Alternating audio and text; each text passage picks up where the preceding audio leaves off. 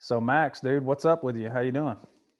Uh, just doing, Yeah, working, hanging out, working on the farm more than I work at work. yeah, man. How are you liking the farm, dude? I like the background you got going on. Yeah, I wish I could say I got those here, but they were from here in Georgia, just not on my land. I don't have enough yet. One day, Yeah, I'm trying to get a bow this year, dude. I really want to get into bow hunting. it's I've hunted before a lot with just rifles and shotguns. There's nothing like a bow. Oh yeah, It's that's what I've heard. it takes a lot of skill, but it's so much more satisfying. Um, as whatever as that sounds. You put in a lot more work and you got to get really proficient at it so you can make an ethical kill. So it's when you do, it's something else. So if you've hunted with both a rifle and a bow, I imagine you got to get a lot closer with a bow. Oh yeah. So I've been shooting a bow for a while, so I I'd be all right probably anything 55 yards, 60 yards and back is 60 yards is a good shot. Like, but whitetail, if it's not, if it doesn't know you're there, you're and you have confidence in your shot, you should be good. Yeah. Uh, but people shoot a lot further, like guys that are extremely good, but you kind of got to just know what you're capable of. Don't push it because then you wound an animal, and that's the worst thing you can do. Oh yeah, for sure. My wife definitely didn't wound an animal. She hit a deer a week ago and it was dead right on the road, dude. I know how she feels. Last year I hit one. I had just got a new car and for driving for work, and it, probably 3 months in, smoked a little 6 pointer and it totaled it. So Yeah, it hopefully didn't that. total our car, but it was like almost $5,000 worth of damage. Yeesh. It was the bumper, the driver's side fender, the hood, the light, headlight was smashed out. I mean, it was pretty bad. She hit it, it skid across the road and never moved. I was like, that deer is dead, son. No, this one it slid across the road and then started crawling off, and I was like, man. So I was talking to the 911 operator, and I was like, hey, you care if I go put this thing out of its misery? And she was like, as long as there's not, a neighborhood or anything around. I was like, no, you're good. So I walked out there and gave it one, and I came back, and the cop was like pulling up as I was walking back into my car, and I was like, man, I just shot, and so I just told him, I was like, hey man, just to let you know, I have a pistol, and uh, I just had to, shoot that deer. And hey, sweetheart, I'm talking on the phone right now. Uh, You should have been like, "Hey, dude, I'm sorry, man. I was coming down the road. Bigfoot stepped out in front of me. I hit it, and I had to go. I had to go put it down. How you doing? Dad, Good. well, mama, I need a hammer you need a hammer. because I do in one of my ads. There's one right there. Oh Uh, she's something else, man. yeah, she's cute, man. Anyway, so he actually was kind of like uh, not aggressive, but just he was like, do you mind if I put that in my trunk? I was like, oh man, whatever makes you feel good. A lot of people I've talked to, they're like, no, I wouldn't have gave him. I was like, man, whatever makes them feel better. Yeah, Even in a I mean, like when you get pulled over, I I pull mine out of the glove box or wherever I have it, and I'd sit it in the passenger floorboard. Just and then whenever they come up, let them know. Say, hey, I've got a pistol. I just want to let you know if you want to go grab it or whatever to make you feel good, do what you got to do. That puts them at ease. Their job's hard enough. So I gave it to him, and then this veteran cop came up after the fact, and he was about to pull off. I was like, "Hey, man, don't let me forget my pistol's in your trunk." He's like, "Why do you got that boy's pistol in your trunk? This ain't Virginia. give, give him back his gun." I was like, "Y'all are crazy," but you could tell he was a pretty salty dude. So uh, the other guy went and got it and handed it to me. He said, man, I was just trying to make sure everything was, safe. Like, yeah, I mean, at that point, you can't, if you don't comply and you're like, nah, then it's going to make the situation worse. Right. It's just going to escalate. Yeah. It's like, hey, dude, here it is. And that's the biggest thing, man. I don't want to get on stuff that happened last year with police brutality and all that. But Right. like, look, man, in the grand scheme of things, was the guy breaking the law? Did the guy try to resist arrest? And if the answer is yes, both times, I get it. I get it from both sides, but at the same time, hey man, if you were breaking the law and you were resisting arrest, if something bad happens to you, there's You a could, lot to blame on the individual. right. You know what I'm saying? It's a hard subject because it's all situational. And so especially in those videos, it's a lot of after the fact videos or not the whole story. You can edit a video to say whatever. Like if we got off this call and you wanted me to say a certain thing, all you had to do is like chop it up and it'll look like I said something. Yeah, I know. But I don't know. So it's hard to tell on those videos, stuff like that. But yeah, if you're asked to do something, unless it's illegal, then just comply and it'll make your day a lot easier. Even getting a speeding ticket, if you're just respectful, most of the time they'll let you out. But yeah, and I don't think people get that, man, because most people get nervous in a verbal altercation with somebody that's not a police officer. So yeah, you got to understand, man, if a police officer is approaching you, they don't know anything about you, man. Their I know a lot of whole people are nervous instinct, too. I mean, it's like, they're basically getting in an altercation with somebody every time they have an interaction because they have to be mindful of what's going on, how you're acting, what your demeanor is, and make sure that they're protecting themselves. Because you could be a Looney Tune, dude. You could just freak out on them and try to hurt them. Well, So, you see it on cops and it used to be cop shows and stuff like that. People before they even get a word out, they're getting shot at. They walk up just to pull somebody over, not knowing that dude's a felon or something like that, and then they're getting shot at. So they've got to go into every situation. I mean, that's the same thing with military stuff. If you're out on a mission, you got to treat that as if hostiles right around the corner. You can't just walk willy-nilly and then react. You got to be proactive and check every corner like there's somebody right there. well, dude, that was my reaction to. I don't know if you saw the video when they entered the Capitol building a few weeks ago. That chick that got shot. Did you see the video footage of that lady? I didn't. Bro, there's a stairwell coming up to this doorway, and it's a double wooden door with a big glass panels in it, Right. and it's barricaded with like chairs and whatnot. And I don't know what's going on, which side is the good side versus the bad side, but on the side where that chick is at, she's trying to climb up. This window's already busted, and she's trying to like get across in the door. And there's a bunch of people on her side. There's a From outside the Capitol to inside. so no, they're inside the Capitol, but I don't know if the opposite side of that lady, all the people on that side's trying to get into a certain spot inside the Capitol building. But there's quite a few people on her side. Media people have their phones out, cameras, and there's law enforcement dudes there too. There's like 3 or 4 of them in the video. Well, she tries to climb through this busted glass window on this door, and there's a dude on the other side. You can clearly see him. He's got a pistol out, and he shoots her straight up in the chest. She falls down on the ground. These police officers are standing there. They're like in full SWAT team stuff, helmets, got a rifle out, and they're just standing up.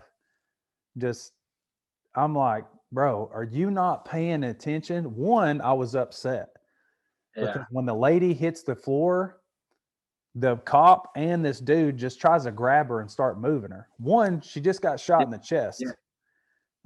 Hey, you're newsflash, dude. You're a first responder. Yeah. Nobody Nobody tried to render first aid to that lady, which really upset me in the video. Yeah. She laid there and died. You could see blood started pouring out of her mouth, everything. Nobody even moved her. And the cops, there's like 3 of them. You know, these stairs are going down. The doors in front of them. Dude just shot from the other side, and they're standing up, moving around and stuff. I'm like, dude can shoot you in the face next. Like, Yeah. you're not protecting yourself, and you're not rendering first aid to this lady that's dying on the floor.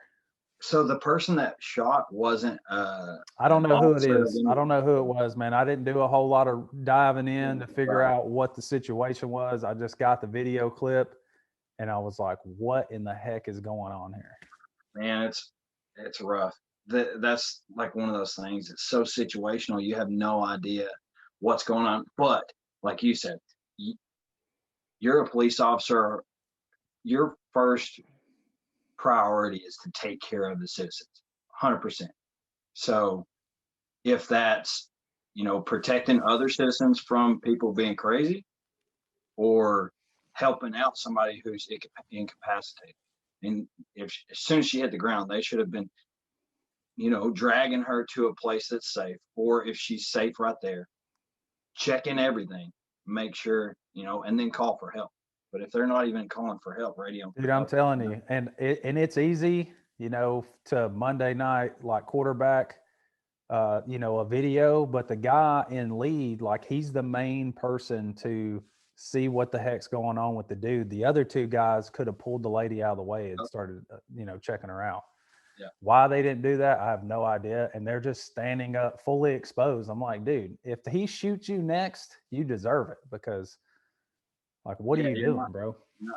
Dude, it's crazy. I can't speak on it because I've never seen, but in that situation. Yeah, I'll find the video link and I'll send it to you. Yeah. I 'Cause try I was just like, try to stay out of so much of it because, dude, like, you watch one news station, they tell you one thing, when you watch another, it's just dividing everybody. And it's hard for me to consider either one being the truth. So I don't want to put blinders up because it's bad. That's worse than, being informed from one side or the other if you just don't know anything. But it's really hard to make it a decision on what you see on the news or Facebook or anything like that, because you don't know what's right and what's actually true. yeah, and I don't look into a lot of stuff either, man. My dad told me, believe none of what you hear and half of what you see. So Yeah. I just been like that the whole time. I don't have any context of that video other than what the heck is happening. Right. And it's nonsense. That's It is, dude. it's nuts. But one of the main things I wanted to ask you and talk to you about is so you told me you got some property. You said it in Trenton or towards Trenton area? No, so Wildwood, in between Chattanooga and Trenton. Like, Okay. right there when it drops into Georgia and then heads up towards Nashville. So we got 3.5 acres. We've got, a little rental property that takes up like an acre. So we really only have about 2 acres that's almost fenced in. We got most of it done. And then we're in the process of building another barn, like a farm store. Yes, we are. Okay, go ahead. So the fence, are you just doing like a standard, like, farm style fence, wood post, wire fence? So I did. Hey, Ro, can you go in there for Daddy real quick? Hey, what is that? Is that putty? Yeah. Play-Doh. She's Yeah. gonna put it in the freezer and try to freeze it. It's gonna get cold. It's gonna get cold. That's right. I put a peak in you. I put green in you for you. Okay, perfect. If you ever have a fever. Okay. She has these little cold packs, like fever reducers or whatever, for if she gets sick, and so she's putting that Play-Doh in the freezer to in case we get sick. Okay, thank you, baby. It's we started out with just T-post and wood post on the on the corners to give structure, but uh, like a welded wire fence, Yep. and so it held up pretty good, but it was just a quick thing because my daughter fell in love with alpacas, and so we went and saw one farm, and we were gonna come back, but we went to another farm, and we ended up going to that one because the people that run that farm are just awesome, and they actually became like a grandparents for my daughters. They love her, get her Christmas presents. We go over there. They're really good for us. So fast forward like 3 months, I had to build a barn and put fence up in order to get these things here. And so I'm busting tail after work, like putting this stuff up. And so we just did the quickest thing we could, and it's just that rolled wire. Now we're putting up the cattle panel type fence, the more rigid ones that come in like 16-foot sections. Yep. And to me, that's easier, and they're not going to sag. So the alpacas like want to rub up against them and scratch their butts and stuff on the fence.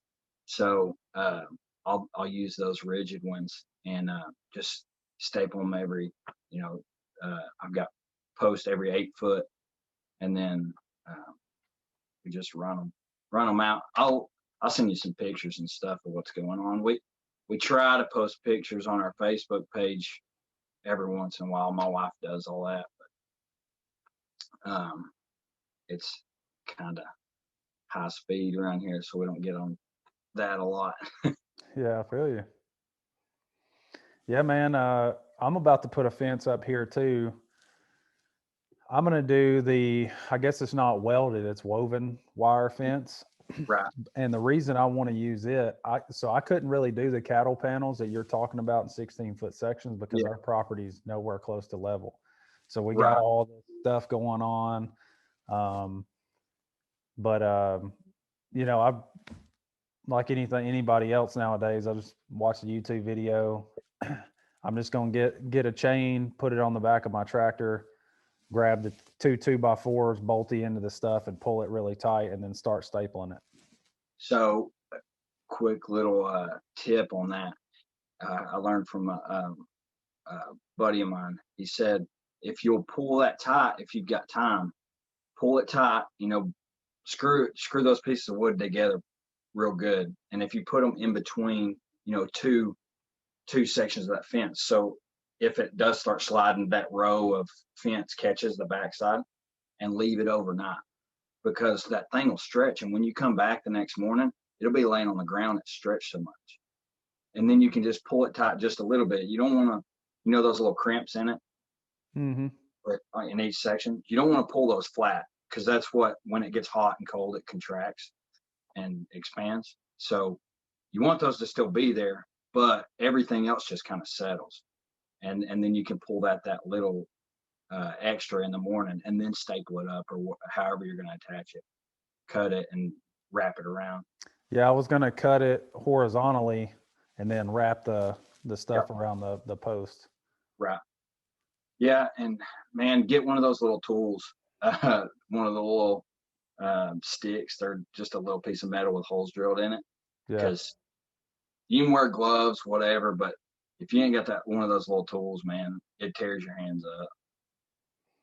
Yeah, I got two guys that I work with. They do. So I really didn't want to pay, but these guys on the side, they've been putting up fences for a few years. You can't beat that then. And I didn't really want to pay for help. I was just trying to get some guys I know to come and help me.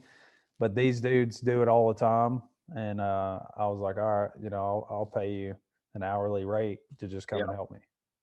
Dude, sometimes, man, like stuff that's a trade or stuff that can be done a lot faster, it is worth the money for your time, because you could be doing something else that you can't really pay other people to do, or you don't want to, because it gets expensive. But like building that barn, I had to call a guy to do the trim work on the metal, just around the door frames and stuff. I had it all bent for me, but making those cuts in those corners and stuff and making it look pretty, that's a craft, man.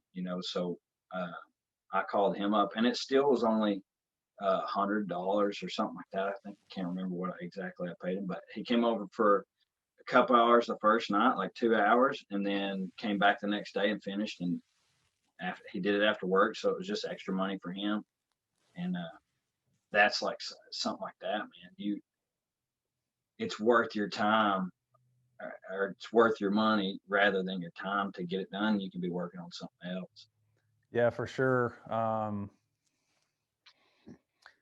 And that's that. I guess that leads into you building that barn. So that was another thing. Like, I'm not going to put sides on it. I really just want a pole barn, just a roof style with the gables, just so I can Yep. store, because I have implements for my tractor. I'm sure you do too. Right now, they're just sitting outside, dude. They've been outside for months. And the weather gets to them after so long, Yeah, and especially. I don't want them to start rusting and stuff like that. And yeah, I could probably put it up myself, but one, if I pay somebody to help me that knows how to do it, I'm paying them an hourly rate. They'll ensure that my posts are square and my building square, so I don't run into issues. And two, it'll just get it up faster, so I can get my stuff stored under it instead of it just sitting outside.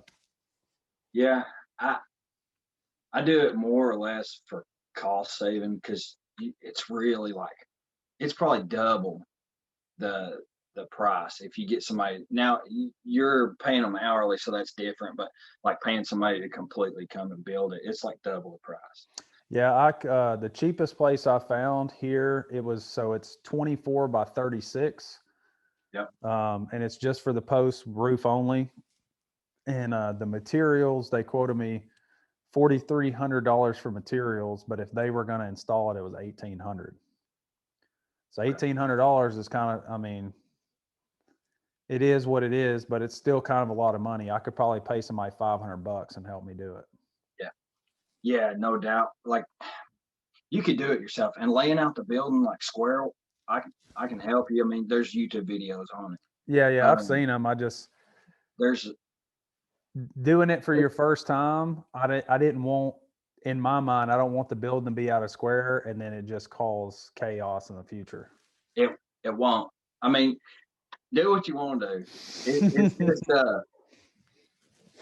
if you do have a helper, like say you pay somebody to come help you, it'll help a lot. But like, you got a tractor, man, that's a person in itself. Um, what I did with, because I use them 16 footers, 6x6s. Yep. So you'll set them up on that bucket and just wrap like a choker around it, and then tie that to your bucket. And you can lift that bucket up and then use your bucket and curl it back, and it'll lift that thing up, and you can sit it down in that hole. Oh I yeah. mean, you can muscle them on that first one. The first barn I did, it's 24 by 20, because I just didn't have the space because of the way the hills move. I'd have had to bring in so much dirt to get any bigger. And but I didn't. I just muscled it, and that's not the way to do it. Oh yeah. You'll feel it the next day. But this one, my wife helped me with it. I strapped that post to the bucket. She lifted it up and drove it up forward. I just kind of guided it a little bit and set it down in the hole. It's nothing. But I was gonna say, squaring that thing up, it's really easy, and you can set up. You take a 2x4 or 2x6 and screw it to two stakes that go into the ground on all Yep. four corners, two on each one, and then you put your string on that and square it up, and then you can move that string anytime you want to like dig your holes or whatever, and then put them back up. So you always have your strings there. You don't have, because a lot of people put stakes in right on the hole, and then you're you don't have your strings to go by then. So do that, and man, there's a guy, I think it's R&R Building. He does a Yeah. lot of pole barns. Yeah, I've That seen guy, his, and I've seen people do the 3-4-5 method and yeah, all that. My biggest thing was one, if it's out of square, and then two, if the ground's not perfectly level and you're trying to put that metal truss up, and then and your roof isn't so perfectly straight and whatever. I was like, man, I'll just because I guess we're kind of fortunate in a way. I don't really know how to get a hold of them, but I know people that do. There's a lot of Mennonites and Amish yeah, people that live around here, and I was just going to get a hold of one of those and say, hey, man, I know those dudes do it all the time. Like, hey, bro, what is it worth to you? Can you come over here on a weekend? How much do you, I need to yeah. charge you an hour? I was going to scoop the guy up, bring him over here, Let me get him to pick your help me, and brain. pay him a couple $100 and send him on his way. Yeah, yeah. It just having the knowledge of like somebody there. Hey, dummy, that's not going to work. Exactly. Oh, Because thanks. one, yes, it's money out of my pocket, but two, I'm going to learn something. Yeah, Three, it's going to keep me from doing the trial and error thing where yeah. it might take me 5 times longer because I do what you just said and be like, man, that's not going to work. And then now I have to do this to fix and kind of correct my mistake. And Yeah, and once you put that concrete on them 6x6s, they ain't going nowhere. that's what I'm So saying. you're So I'm stuck. like, hey, dude, it's worth the couple $100 to me to make sure Yeah, it's right.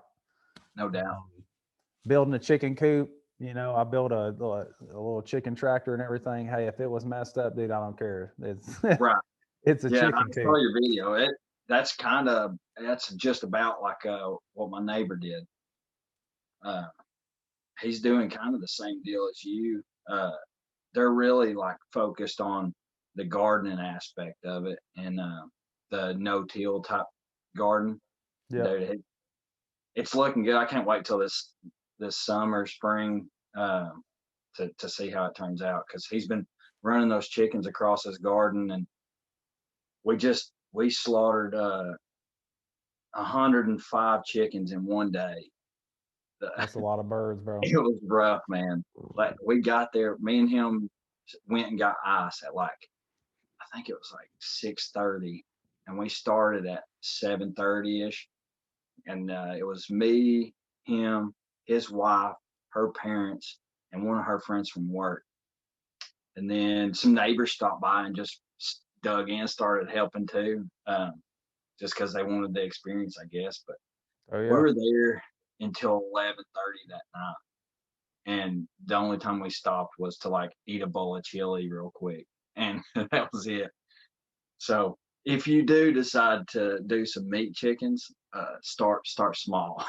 Oh yeah. I was gonna do 30 meat birds. Yeah, that's Um, that's funny you said 30 because he said next time we're doing 30. I'm not doing 100 because yeah, that's the doable. Man, you spend half a day and you're good, and 30 is going to last you over half because you're not going to eat a chicken every week.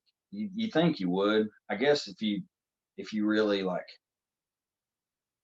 because you got to thaw them out. So it takes like 3 days to thaw out. yeah. You put them in the fridge, let them thaw out for 3 days, and then you're gonna do that every week. We split them up, and I think we went through a few, but it's nowhere near what you think you're gonna eat them, unless that's you know something you're trying to do too is just live off your own stuff. No, And I you was might, trying to do like two waves, like one in the spring and one close to kind of early fall, and just hit 30 kind of both times. And that, right, however much sustenance it got us throughout the year, it is what it right. is. And Um, if not, man, people buy 'em, man, pay good money for pasture raised chickens that they know where it came from. They pay good money, so it could be an extra income avenue for you, even if it's just because it's like, man, we're not going to be able to eat 60 birds a year so you can just, okay, well, we'll do 60, but just to pay us back for some of the rent, equipment rental fee or, stuff like that for like a defeather and stuff that makes it easier. Dude, my dad had the Lou Ferrigno of chickens. Um, some guy just dude he worked with said, "Hey man, I got these chickens. I need to do something with them," and gave them to my dad. Well, this one bird, and my dad was like, "This chicken is the size of a turkey," and I was like, "What? There's no way."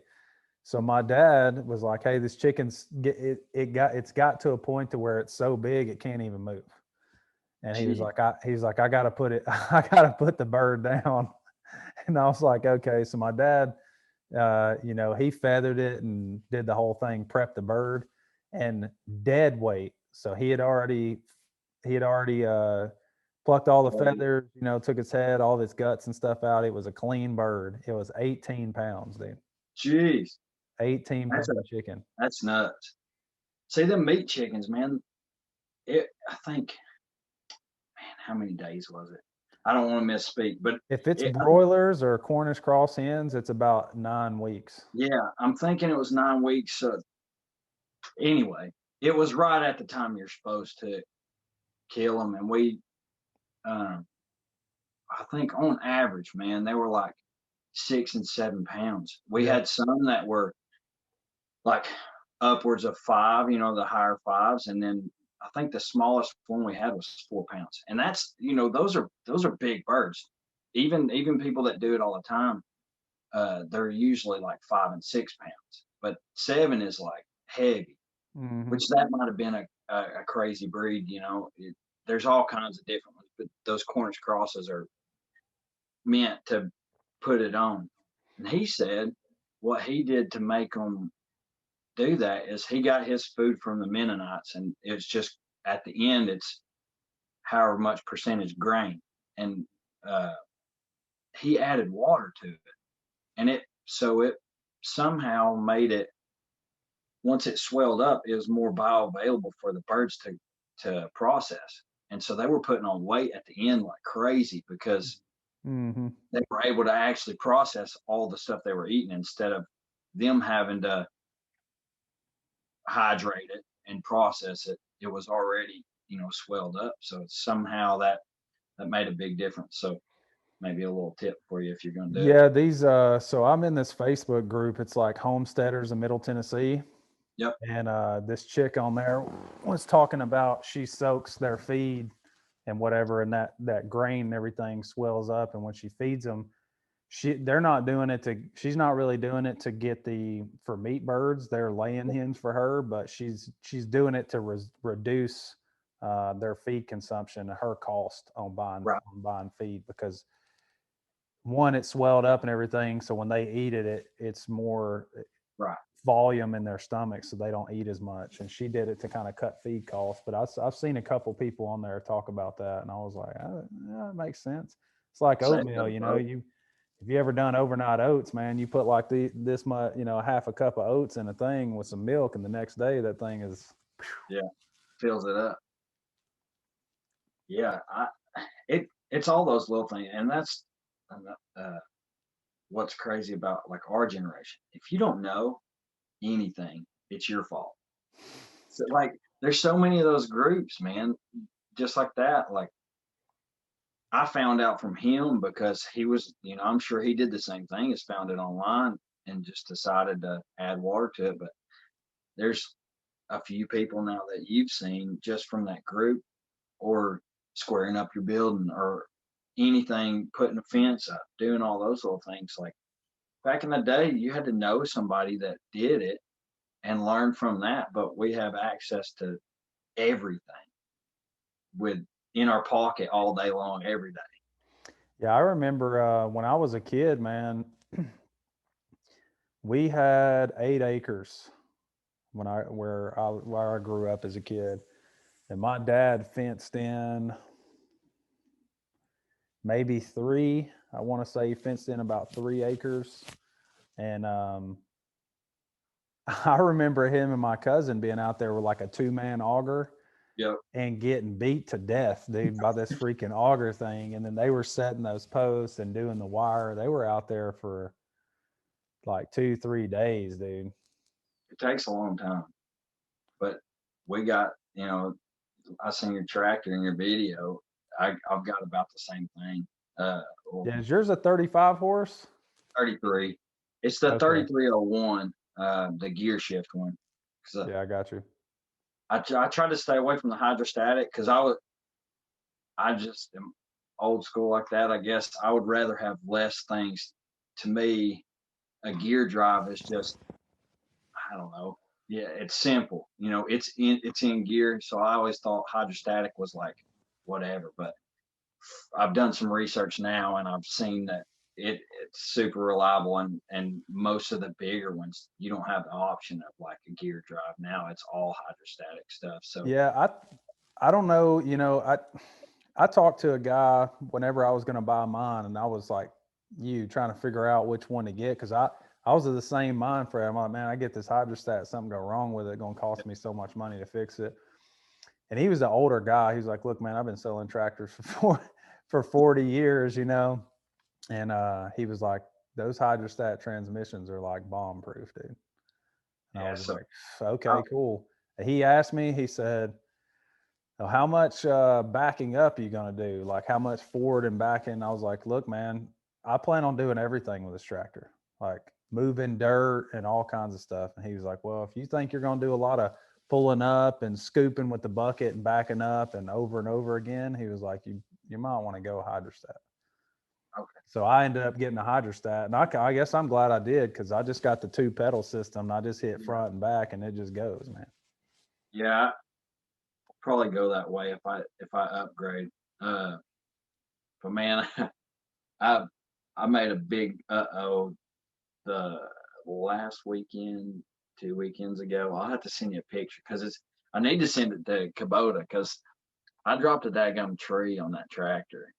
Um, so I'm like halfway through cutting this tree and the wind picks up and I'm like, oh crap. So I mean, it's already too far to just let it go and not do something because it was close enough to the house where I was like, if that goes the wrong way, it's going to hit the corner of the house. So I run up to the barn, grabbed my tractor, I drove down there, and I put my bucket up as high as I could to get enough leverage on it, and I just put weight on it and put the brake on. And so I get back down there, I'm looking, it looks fine. The wind died down. I'm like, okay, cool. I'm gonna make my final cut. I made my cut, and my wife was watching in the window, and she said, as soon as I did, man, the wind blew, and so the bottom of the trunk kicked out, and so it went back and it kind of pivoted on that bucket, so it landed on the bucket and on my ROPS, the rollover protection, and it sat there and picked that back wheel off the ground. So it's sitting there with this tree. It's a huge hickory tree. And it's just sitting there like teeter totter. I'm like, I don't know what I'm gonna do, man, because I didn't. If I can't get up there and cut it because it's balanced on just my front 2 wheels and that one back wheel. And so my neighbor comes over. He's like, man, we're trying to talk it out and just butt our heads together to figure out what we're gonna do. He's like, man, I got a pole saw. Let's just cut limb by limb and just work our way back up slowly. So we start doing that, and it finally set down. By that time, the whole neighborhood's around. I've got a few neighbors, and everybody's driving by. I'm like, man, don't look. you know, just embarrassed because it's a YouTube video. But luckily, nobody's video. It's them see things, my man. see my father was up here, I don't know, before the house was finished, because they were in middle construction of this house. They just had it framed. I don't even think they started putting siding on it yet. And we were trying to cut a bunch of trees and stuff down. And there was a cedar tree over here. Yeah, was it cedar or was it the pine? It was one of them, but it was a pretty big tree. And I was like, man, I don't want it to fall this way or that way. And I get it cut, and it looks like I've cut all the way through this tree, but it is still like straight up. And I was like, what in the hell, man? I'm under the tree. I'm like, I don't know if I need to cut on this anymore. And my dad said, grab that tractor, pick the bucket up, just like you were talking about, put pressure on it. I said, man, I'm not putting this damn bucket and tractor on this tree, because if it falls on my tractor, I'm gonna be crazy pissed off. It's possible. Oh yeah. Well, when I was younger, my dad, they were cutting a tree, and he had his truck, and he just backed up and was trying to push it with the bumper and push the tree over, and the tree fell on the truck, dude. I should I wish I'd have talked to you before I did that, man. Yeah. So I was like, hey, man, I told my dad, I made a joke. I was like, you already had this happen to you once. We're not doing it again. Yeah. Like, I'll just keep cutting it till the tree falls. If anything, if it demolishes this chainsaw because it gets, the blade gets stuck Yeah. and it just smashes it, I don't care. But Yeah, that's I not got a $20,000 tractor. It's not getting right. smashed. Yeah. Hell with Yeah. this chainsaw. I was willing to sacrifice the tractor at that point. Like through my mind, I was like, it's gonna hit my house. I was like, that's gonna be worse to try to explain to insurance when I've got insurance on that Kubota. But it did nothing. So it buried that wheel up. I thought it was flat. It looked like the front wheel was just like on the like blew the bead off because it was just smashed. And I was like, there's no freaking way. I blew out. I figured I blew out a tire. I was like, okay, but everything else looks fine. Or bent, one of the steering arms on the front. But dude, as soon as we got that tree off, I ended up getting on there and lifting up the front end loader and kind of kicking it off of there. That wheel just picked back up and I pulled out. Nothing's wrong with it. I got freaking lucky. Yeah. So when I bought mine, I was kind of tempted between, I bought a 25 horsepower. Right. And I got it because um, I bought a TYM model. The reason I went with a TYM, one was for price, but two was because they had this.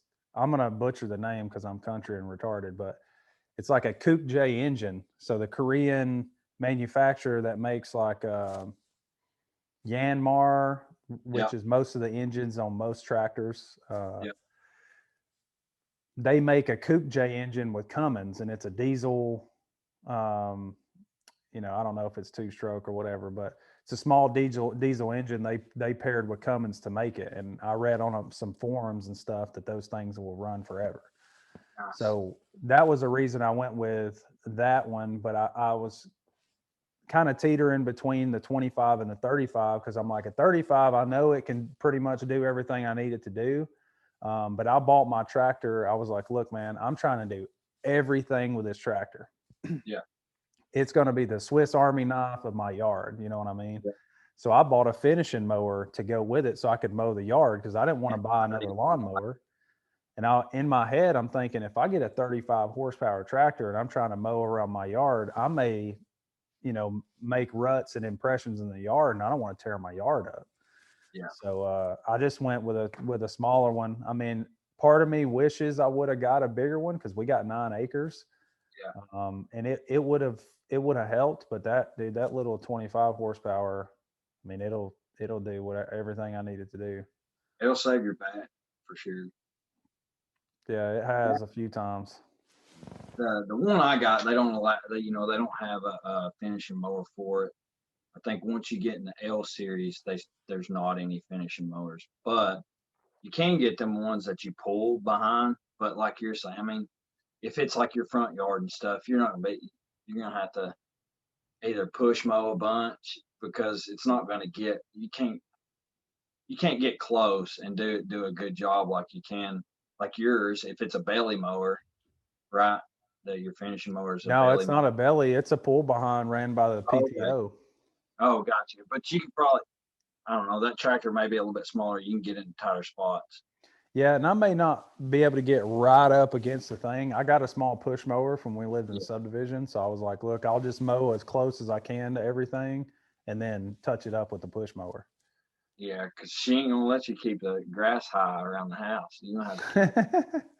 That house is too. I saw your pictures. That house is too nice to be not having some landscape. Man, I'll tell you what, dude. If you ever build a house, it is a nightmare, dude. I've heard. It's a straight nightmare.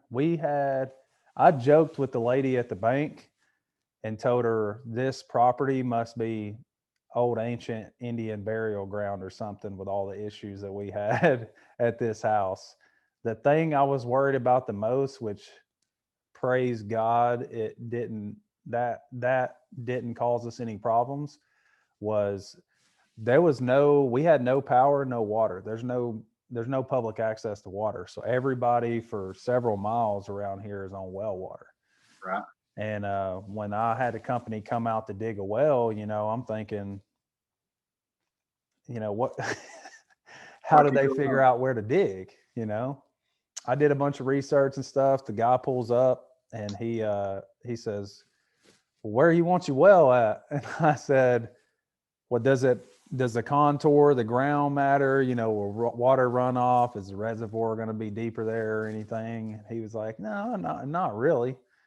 I said, well, I read a bunch of things, and from what I read, there's a bunch of water veins and stuff going on under the ground, and you just kind of can pick a spot and dig until you hit one. He's like, yeah, pretty much. I was like, okay, cool. Well, how about right over here? And the guy looks around, grabs a stick and throws it a little bit. And he said, that's where we'll dig it. And I said, okay. And man, I was nervous because they charge by the foot. Oh, geez. And I'm like, bro, how deep is this well going to be? I only have so much money. Right.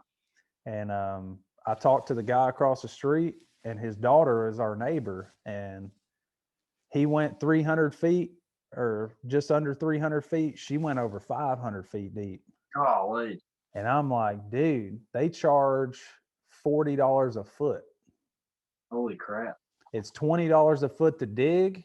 And then if they don't hit limestone, if they hit limestone, solid rock, they don't have to put casing, like galvanized pipe. Right. They don't have to put any of that. They'll just allow the rock to be basically the casing for it. So we got lucky because they hit a ton of limestone. We went 300 feet, which was okay. I was hoping it wasn't that deep. But out of the 300 feet, we only had to pay for 60 foot of casing. He said the rest of it was solid limestone. Oh, dang. And I was like, oh God, thank God. But we still paid $12,000 for that. Jeez. Because by the time they when I dug said it, did the that. casing, he put a pump in. They dug a channel to the house, ran the pipe under the house, and then they have to put a pressure tank because that pump will pump water towards the house, but they had to put a pressure tank to build up pressure because you're not on public access. Public water, they push it and it's all pressurized. Right. So that included all that, but it was $12,000, dude.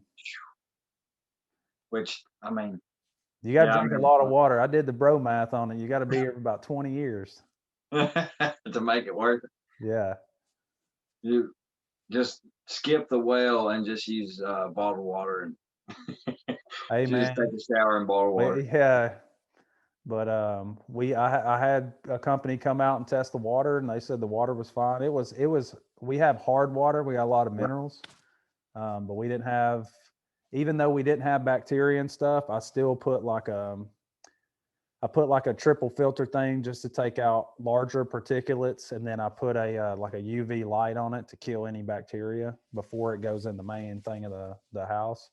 And just like everything you're doing and I'm doing here, I watch YouTube videos, and I was like, all right, I'm not a plumber, but I can make this happen. Yeah, and man, that PEX stuff, if you used it, it's so easy, man. So easy, dude. I bought a PEX and some of those little rings and a crimper, and I was just over there moving pipe and crimping it and plugged everything back together. But what I did was in the garage, the main water line comes out, and then it has like a, I don't know what it's called, but it's basically like a valve, and it reduces pressure in case you have too much pressure so it don't blow a pipe in your house. And then it goes up the wall and goes in the house and then feeds everything from there. So I cut that PEX and ran everything together, but I did like a bypass system. I put a couple of valves on it. So if anything happened with the work I did, or if I had to change out filters, I could cut a couple of those valves off, and it would just bypass the filtration system and just go in the house the way it was. Nice. So if I was like, did it, and I said, if anything, if I turn these valves and freaking we start springing major leaks or something, I can just cut the valve off. Yeah. So that's how we got it. I got 3 valves, and so I can bypass that if I need to. Yeah. Speaking of that PEX, man, we bought this house from my wife's grandparents. So her great grandfather had it built, and so it's been in the family. They all have family land around here. So her mom lives up the driveway. Her brother is in that little rental house of ours, and so they're all living here, and her grandparents live down the road.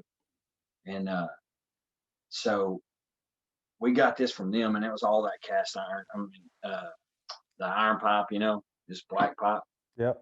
So I was like, man, I'm gonna cut all this out. And first one I cut, man, like you could see, it's 3/4 pipe, but that gum, it's less than a ½ inch because it's full of rust. Yeah. So we cut it all out, and I ran one of those manifold systems. I don't know if you've seen those where you run your main into it, and it's got a bunch of valves on it, and you can run a leg to each individual thing. So like my bathroom sink's on one, the toilet's on one, the shower's on one. So say like I want to change the valve, I mean the shower head out or something like that. Well, not the shower head, because you can just, anyway, I want to work on the shower. I can go turn just the shower off, and the rest of the house is working as normal. Yeah. It's pretty sweet, and they're not expensive. I think they're like a couple $100 for, depending on how many outlets you want. But each individual one has a home run, so you essentially use less hot water because you're not running that hot water through your entire house to get to the furthest point.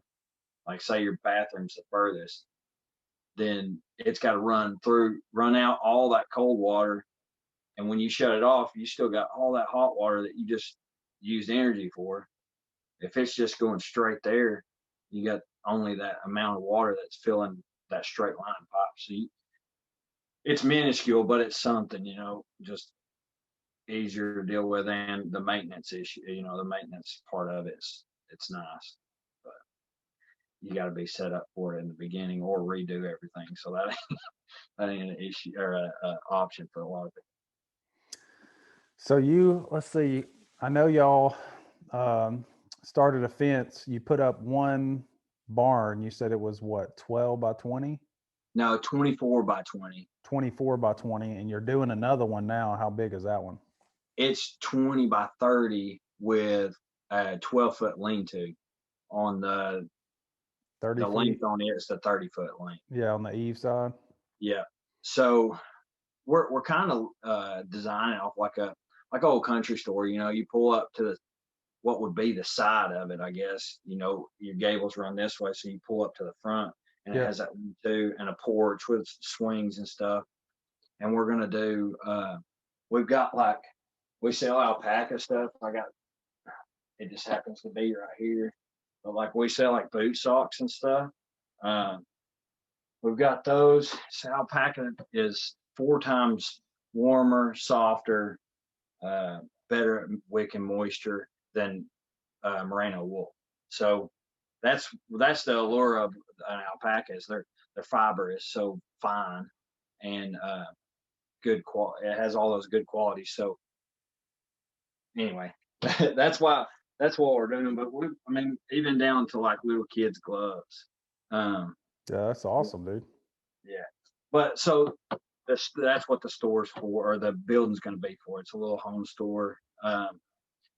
We're close enough to downtown that we can pull that crowd. Hopefully, it's 10 minutes to my house from the center of downtown Chattanooga. So eventually, when all this COVID stuff's gone, we're going to try to allow people to come see the alpacas. Hopefully by that time we'll have a few more. We got babies due in a couple days, and we got one due on the 7th, and it could come before then, but we're hoping sooner than later. And then we got one due in April. So maybe all that stuff will pass by and we can have people over here see them and go to the little store. My wife's mom does, she makes little bouquets out of wood flowers, and she does them for weddings and everything else.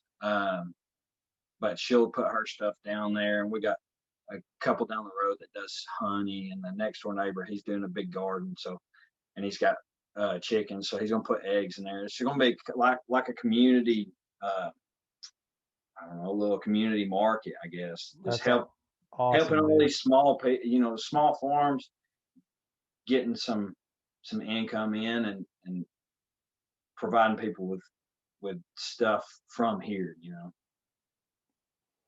Yeah, that's amazing, dude. I'm glad you guys are doing stuff like that. And I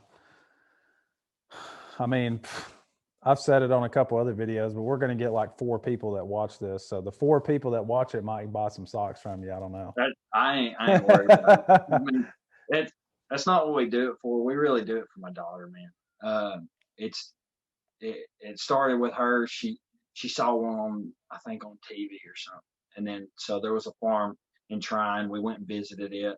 They did like a Christmas with alpacas, and so we went there, and she just fell in love. So that, like, seeing her happy like that was just different than anything. I don't want her to play with toys all the time or stuck on an iPad. And when I saw her joy come out like that for something, and then my wife's allergic to everything, like every animal you could think of, and she's not allergic to them. They're hypoallergenic. They don't have lanolin or dander, so you literally can't, unless you got some crazy thing going on. You're not going to be allergic to them. So that sealed the deal for me. And we started working to get a few. We got 3, and then the one that she really loved, and they register them like dogs. And so some are worth more than others, and the one that she fell in love with was a little bit more expensive than what we could afford at the time. So we had to save up for her, but we eventually got her, and then we've got the 2 that are pregnant. So we're hoping everything goes well with them.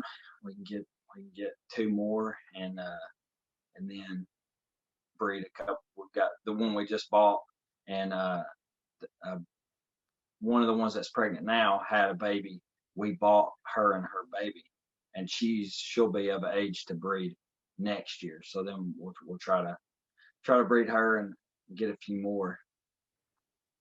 Yeah, that's awesome, man. I know we talked about you put up a video, you putting up that barn. I told you hopefully in the next few months I'm gonna do so myself. You said it was 30 by 40 with a lean-to? No. It's 20 by 30. 20 by 30 with a lean-to. And then it's got a 12-foot lean-to, porch on. So where were you gathering your materials from to buy it? So I got the metal and the metal trusses from Best Buy Metals. Those trusses, the reason I was telling you I'd go with those trusses is if you do traditional wood trusses, there's a lot of measuring. You got to run your support beam across each side that's going to support those trusses. Yep. And so there's a lot of work that goes into that, and building them, by myself or with my wife's help or whatever, it's hard to do all that. And you still got the bulk of trying to get those trusses up there. So those metal trusses, you can put them on 10-foot centers. So you only need a few of them, depending on how long you go.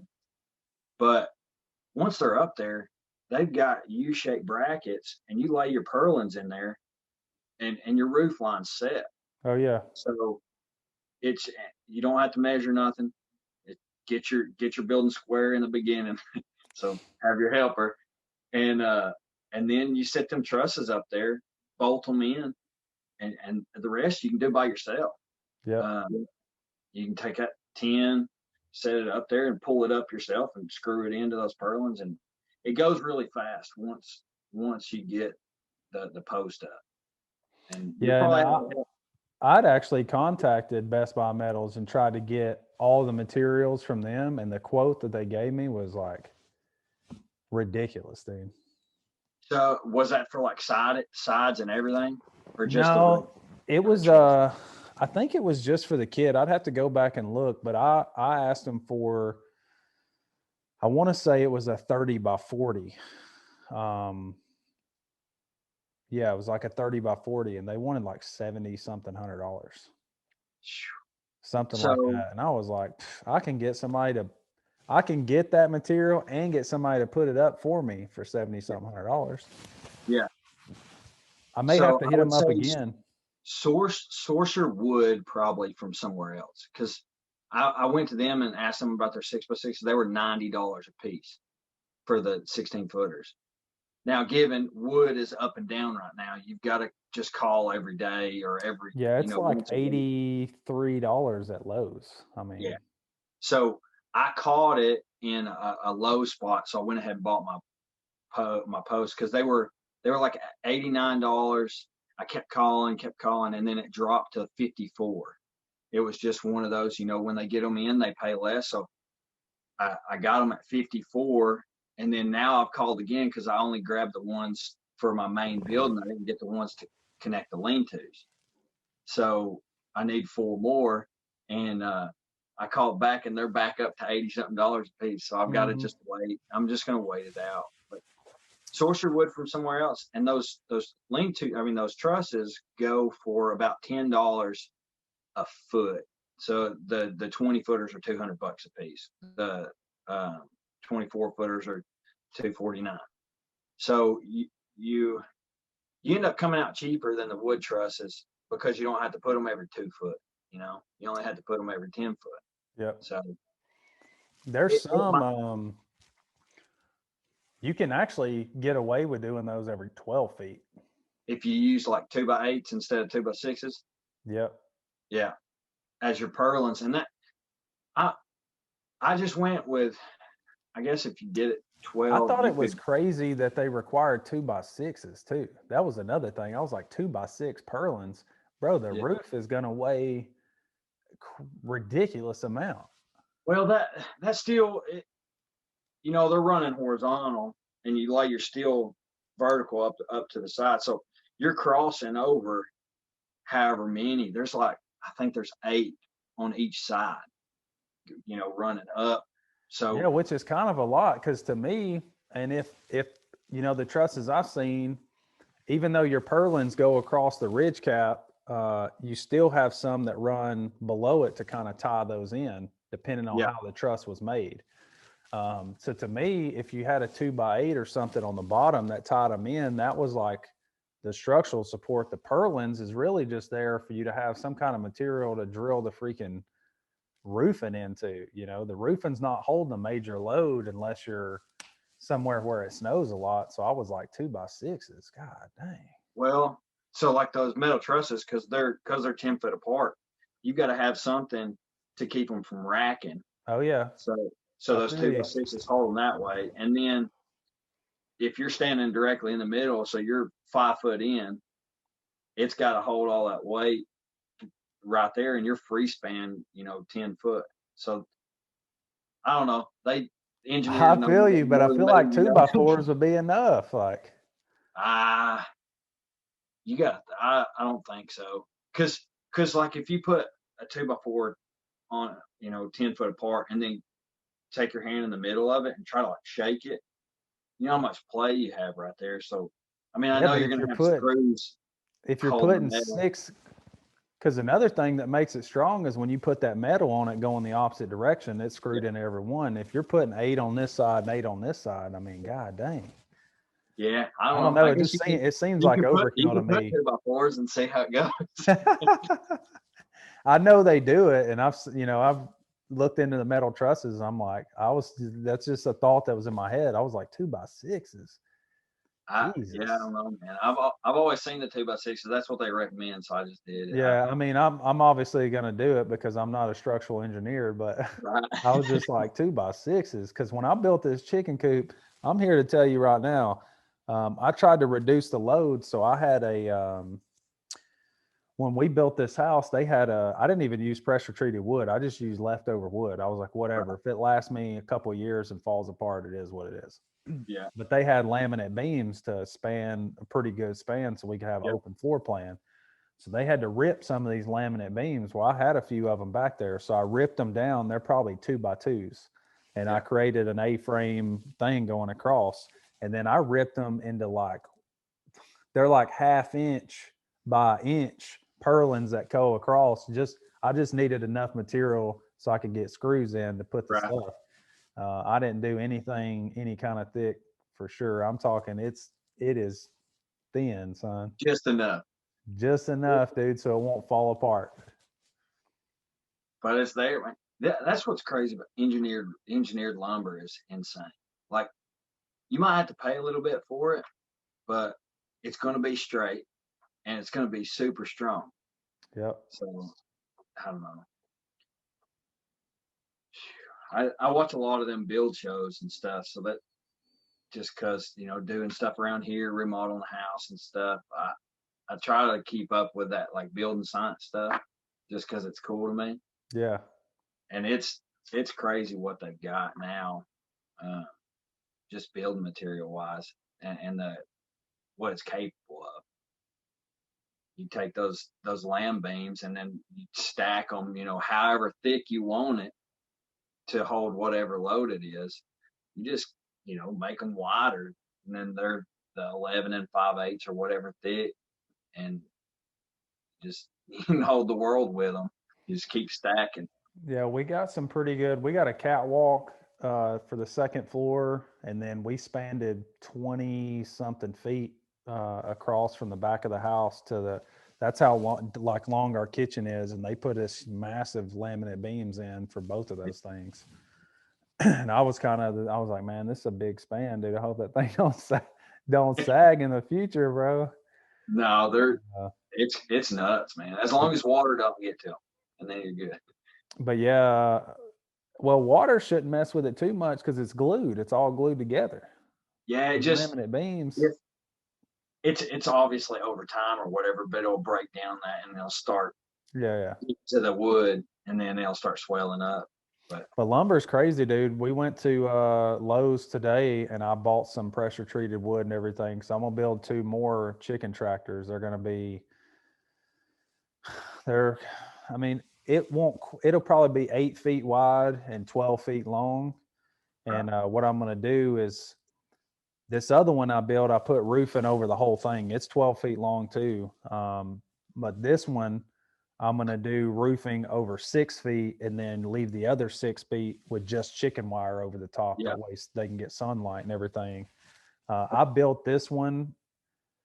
I could build it in a day. I kind of knew I didn't have any plans or nothing. I just saw a photo of one online. I was like, oh, I can do that. And my chickens got so big where they needed to get out of the brooder, but I didn't have a permanent place to put them. Right. And they're egg layers, so they wasn't going to lay eggs for 6 or 7 months. And I'd only had them for like a month, and they were too big for the watering trough I had them in. Yeah. I was like, all right, I can build this in a day and buy me some time to figure out what I want to do. So I built this one real quick and just put 10 over the whole top, but I built it purposely for meat birds.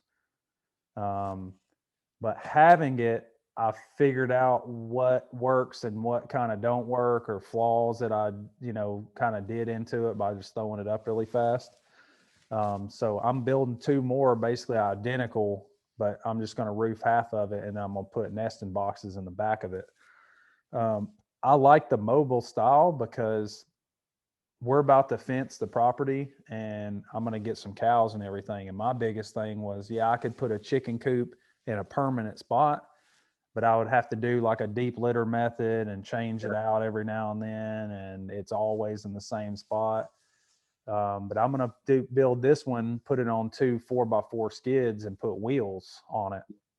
And, I want to be able to move it. I told my wife, I want to be able to move it to in and around where the cows are, because those chickens will scratch through those cow patties. Yeah. And they won't just be sitting there on the ground. I want those chickens to kind of scratch through them. And we bought Spread it out and grow your grass. Yeah. And we bought that Premier One poultry netting. So I was just going to move them, put a net up and leave them there for like a week or 2, and then move it and put the net up. You know what I mean? I don't have to move them every single day, but they'll pick through those patties for me. Man, I need to get you with my neighbor, because he's a good dude. We talk a lot, and he's a wealth of knowledge. He's doing the same thing. So he runs his chicken, and he's got a little chicken run just like you, or a little tractor, and he pulls it. He's got that white netting, the electric fence, and he moves them. They're in his front yard now, but they were running through his garden spot, and he's just working them around. And Yep. he goes to a place down here in Chattanooga and gets all their scraps and all their vegetable scraps. And so he goes and picks that up, and he's got a little round uh, mesh container in their spot. He throws it in there, and they tear it up. And I don't know how he spreads it out, but they tear it up, man. And there is a probably 6-inch layer of compost all the way across his garden to where they got horses, so he takes the horse manure and sticks it in there, and they spread it out. He had a mound probably 2 foot high of just compost and stuff that he'd been doing, and he just filled it up in their little run, and they spread that thing out just like even, just by kicking it around and everything. They do that, man. So, but yeah, you might. I'll shoot you his number one day or something. Y'all can talk, because he's probably made a mistake or two. I know when we were building them tractors, we did the Joe Salatin or whatever his name is, for those meat birds. But the thing we ran into is when we'd move it, because it was so heavy, or when he'd move it, the chicken's foot would want to get caught under that backside. So you'd have to like scare them away from the front, run around, and then pull it, or try to keep them. That thing's heavy; it'll crush them, and then you lose what could be a 5-6 pound bird. You've just lost now, and that's money, or time and effort spent, and you just killed one. Yeah. So what he did was he lowered the wheels, I think, and gave a little space in the bottom, not big enough that a predator could get in, but big enough to where it would keep them from getting stuck and they could pull it out. Now, when them things get big, they can barely move. They're meat birds, they're not. Oh yeah. They'll die if you let them like just grow up. You think, oh, I feel bad and don't want to kill it, whatever. It'll have a heart attack because it gets so big and just dies. Yeah, I guess fortunate enough for me, since they're egg layers, they're not getting too big for their legs. You know what I mean? Yeah, they'll be fine. When I go to move them, I bring new feed for the day, and I have the feed bucket hung on a string inside of it, and it's probably 2 or more feet from the back. So when I bring them the food, they're all trying to eat, and then as I'm pulling that tractor up, they're just kind of moving with that feed bucket trying to eat, and I don't run over any of them. Yeah. Cool, man. So, but I built the A-frame style because I wanted to be able to get in there and do stuff. Those Joe Salatin ones are like 2 feet tall or whatever. Yeah, they're not. They're not for those kind of birds. His egg birds around is one kind of like you built that you can walk into. I think he used, instead of using wood, I think he used like 1/2-inch EMT or 3/4-inch EMT electrical conduit, and bent it over. So it's a little bit more lightweight, and it's it's pretty rigid. So that might be something too. Yeah, I saw that. He built like a mini hoop house, basically. Yeah, right. And then the base is wood, and you screw everything into it. But just like you were talking about weight, losing weight, and that EMT, I think it's like $3 or $4 a stick. And so, and even 1/2-inch is cheaper than that, but you might want something a little more rigid. And wood right now is just insane. So I've seen them do it with those cattle panels, those 16 footers that you're talking about. They'll bend those and do like a little hoop style. Me, I'm kind of the mind frame of my yard's not level. So even if it was lightweight, it's going to be hard for anybody to pull it up and down these hills. So I'm trying to build it more sturdy and rigid and last for a long time. And the tractor will move it for me. Like, right. I heard that. But yeah, man, I don't want to hold you up anymore. I know you got family and yeah, things. she's peeked in here a few times waiting for me. But if you want to, kind of tell the people what you got going on. I know you told them about the store and whatnot. If you guys are selling stuff now, I'll put links in the description and everything. I'll let them find you somehow. Just kind of let them know how they can get a hold of you. Yeah, it's Rosie Mae's Farm. We've got a Facebook page. We don't have any. I think she probably's got an Instagram. I'll have to if we got one, I'll send it to you. Yeah. But we pretty much do all our selling of merchandise and stuff off Facebook. So they can go to Rosie Mae's Farm on Facebook, and I'll send you all that information so you can put it down there. Cool. Yeah, I'll put it down there, man, so they can go to it. Once you get the store up and going, this is just, a recommendation from me. Get on Teespring, bro, because as soon as y'all get like some kind of design or whatever your logo is going to be, Teespring is really good. And as long as you have a good quality like PNG file, you can upload it on Teespring, and you can they do all the work for you. So once you get your design for your shirt, you can put it on hats, you can put it on coffee mugs and all that stuff, and you can build like your online shop thing. And when people buy it, Teespring makes it and they send it to them, and you just get like a small percentage. So once you build and design all your things, your hands off, and you just get a little bit of the profits. Nice. I'll check it out, man. So check out Teespring. That's a pro tip from me. All right. I don't make a whole lot of money off of it. I only had like 12 shirts ever bought, but I know guys that use it. And again, man, once you build it and everything, if somebody goes and buys stuff, you can kind of put your price line, and it'll tell you what your profit will be off of each item. And you can get $2 or $3 a shirt, which is not as much as you would make if you did it yourself, but you would have to buy like shirts in certain sizes and get bulk and whatever. And you could make more off of it, but it's more of a hassle. Yeah, it sounds like it'd be a lot, less hassle, less hands-on. Yeah, Teespring's the way to go, dude. So check it out. We're busy on the farm, can't be messing around with that. No, we ain't got time for that, dude.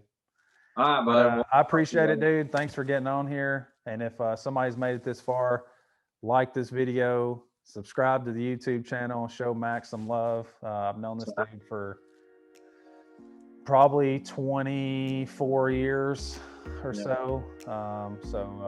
You heard all the great things the guy's doing, so help him out. All right, man. I'll talk to you later. All right, brother. Take care.